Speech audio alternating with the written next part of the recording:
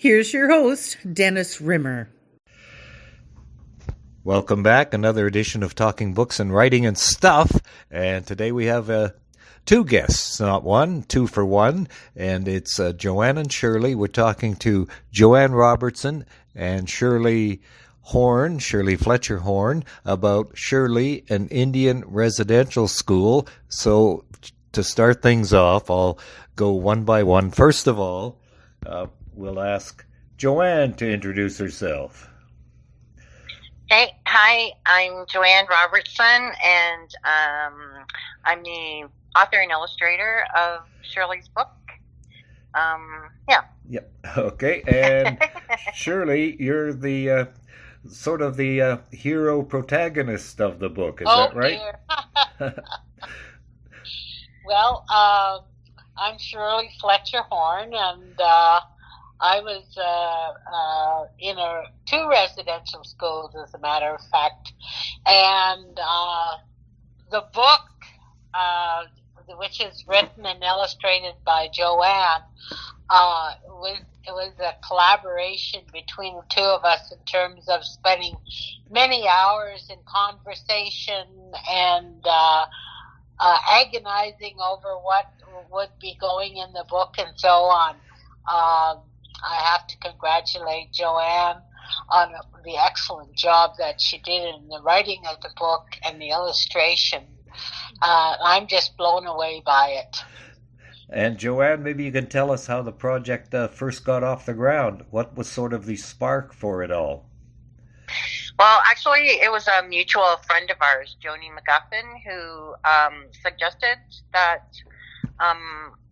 we get together and I write Shirley's story. So she was the one who initially arranged our first meeting.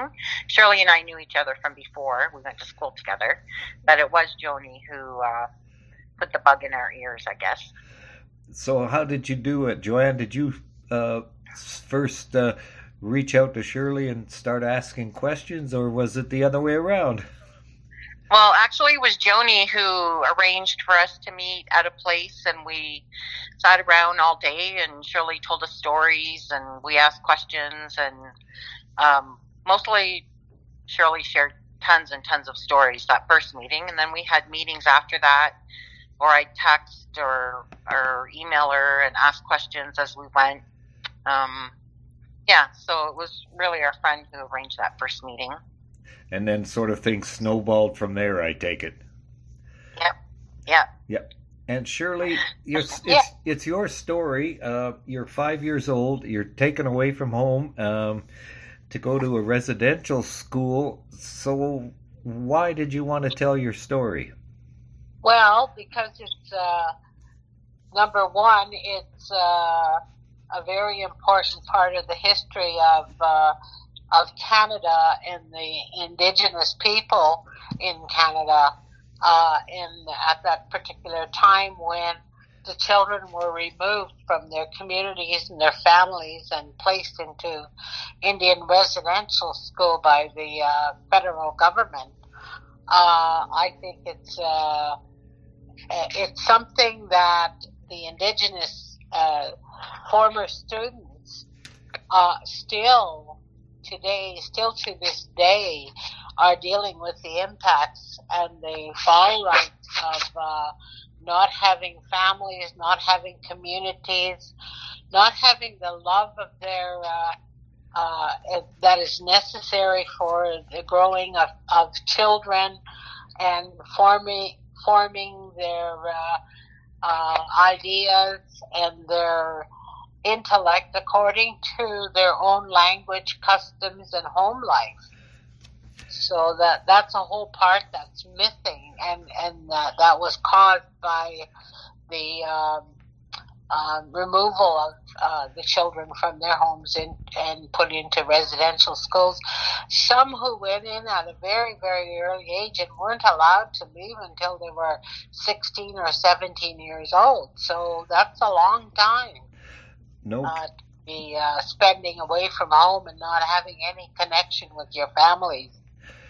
Joanne, were you aware of all of this growing up, or what's your connection, I guess, to the story? Actually, I was adopted and not raised with my Indigenous community growing up. And when I was in school, I didn't learn anything about this. And I met my birth family in my 20s, so I've known them longer than I haven't. I'm in my 60s now. But I went to university up here in Northern Ontario, and that's where I really started learning a lot about this. And actually, the university Shirley and I went to is where the Shingwat Indian Residential School was. So the archives were right on campus. So I learned a lot there and actually worked there for a short period of time. But that's something, too, that Shirley hasn't mentioned yet, is she was one of the co-founders of the Children of Shingwat Alumni Association, and all the archives that they worked to preserve are kept on that campus.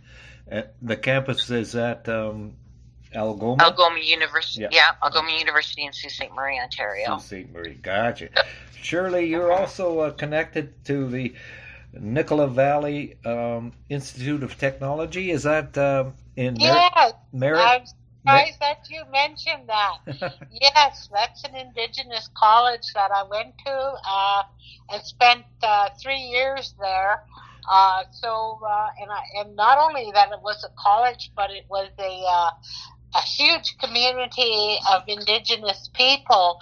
So it was sort of an introduction back into my life of ceremonies, festivals, feasts, and all the traditional activities that the Indigenous people hold. And so I really loved that school and the people that I interacted with there. And is that the one in Merritt, BC? Yes, it is. Yeah. Been through Merritt many a time. I even broadcast a couple of hockey games from the arena there, where they have a memorial clock. Oh yeah, yeah. Right. Yeah. We go from here in Radisson back and forth out to the west coast, and we're always stopping in Merritt at the Shell station for gas because they have air miles. So, Joanne, what are you hoping this book will accomplish? Well, I was really glad I could do it to add to Shirley's legacy, and I'm hoping that a lot of the kids who read the book, I hope they take it home to their parents, because there's probably lots of people my age who didn't learn about it in school, where kids now seem to be learning about it.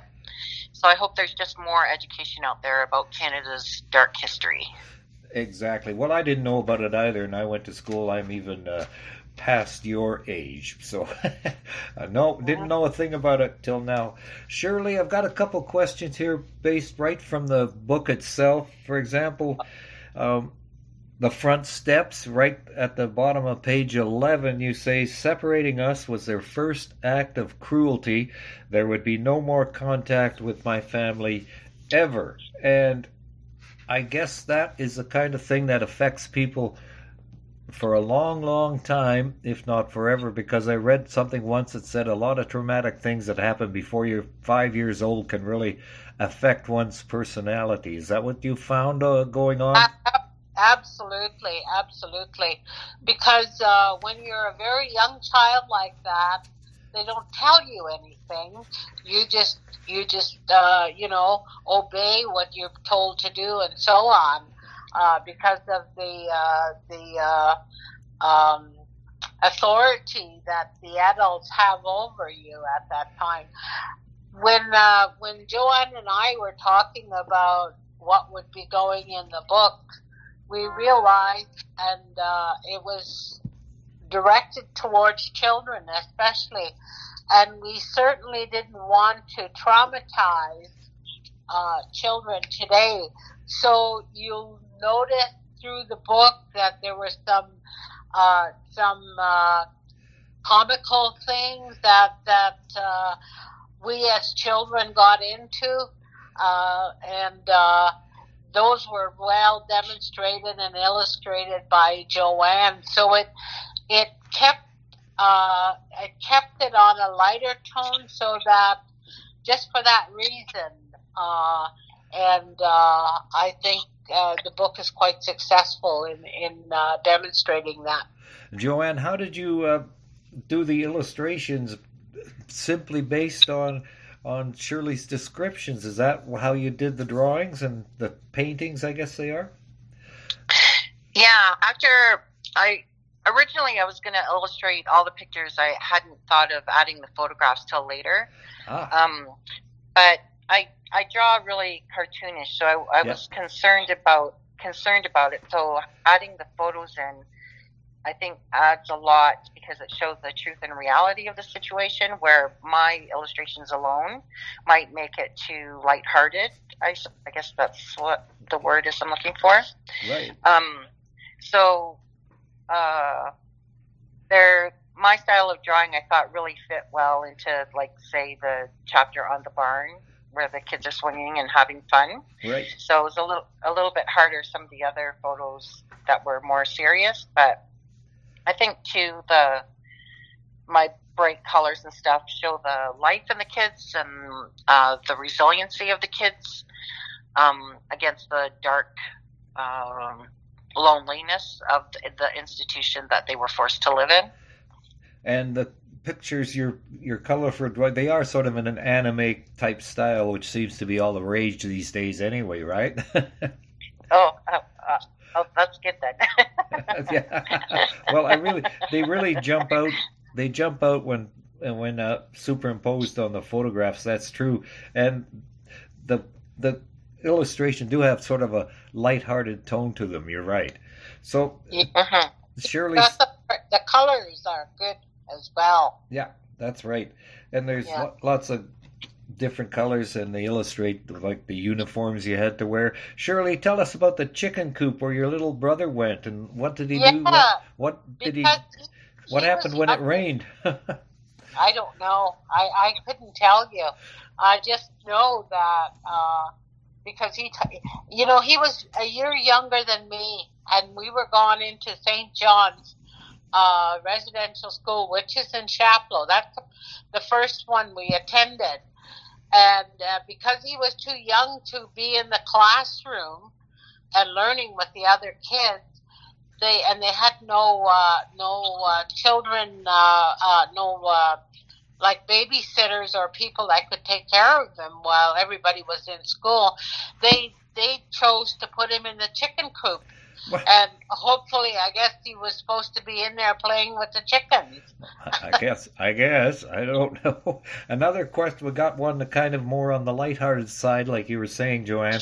Shirley, the snake. Tell us about the snake. Oh, the snake was quite accidental how I discovered that to use in my staying away from the bullies and being able to protect myself.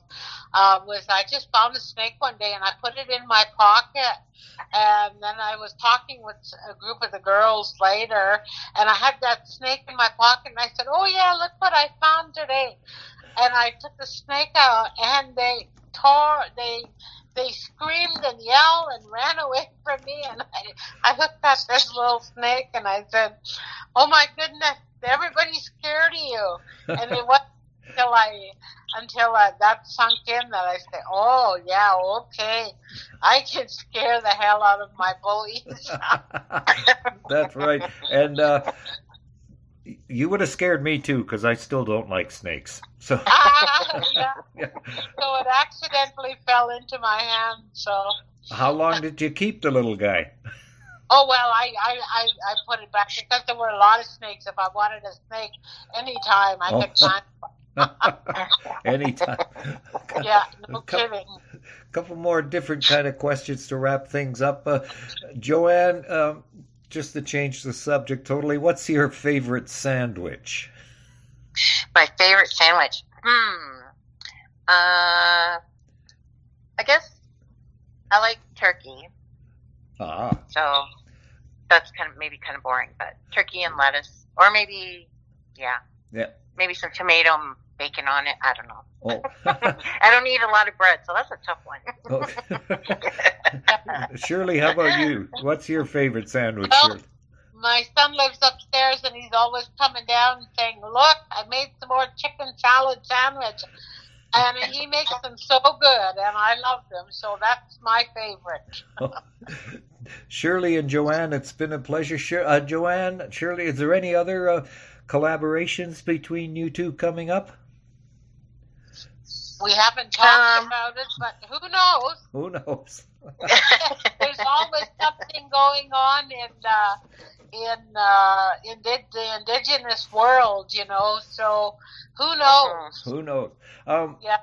Is the future looking better than it did a while back? Joanne or Shirley or both, do you think, for relationships between the founding nations, the First Nations, and people such as myself? Do you want me to go first, Joanne? Sure. Yes, and I think yes, I have that in my heart that when we move forward in a positive direction, and we share and we teach, we embrace stories from other people and so on. So I think as long as we keep going and people like Joanne keep writing the books and doing that kind of work that's really necessary, and me continuing with the Children of Shinwalk Alumni Association within the institution and providing more and more opportunities for different other communities to take part in celebration and looking and working together to come to agreement in terms of how are we going to respond to truth and reconciliation. And I think that's the most important, one of the most important phrases that's come out in this in the last little while, and it gives us a good context in terms of what it is we need to do as Indigenous people, and what it is the non-Native communities and cities can be doing to support and to help that journey forward. Thank you, Shirley. Joanne, you have any closing comments? Everything that Shirley said, and just to add, there's still a lot to work to do, but we really appreciate it when people like yourself, Dennis, give us a platform and listen to our stories and what's going on. And it's Shirley is the book. It's an Indian residential school story written and illustrated by Joanne Robertson, with plenty of input, I'm sure, of course, as you've heard, from Shirley Fletcher Horn. And it's a true story. So none of this, don't think it's all made up. It's Shirley, an Indian residential school story, and it's from Second Story Press. And it's brightly illustrated and easy to read, even for an adult like me. So again, Shirley and Joanne, thank you very much. Thank you very much. Thanks for having us, Dennis. Hope you enjoyed this episode of Talking Books and Stuff with Dennis Rimmer. You can find Talking Books and Stuff anywhere you get your podcasts. Over 300 episodes await you.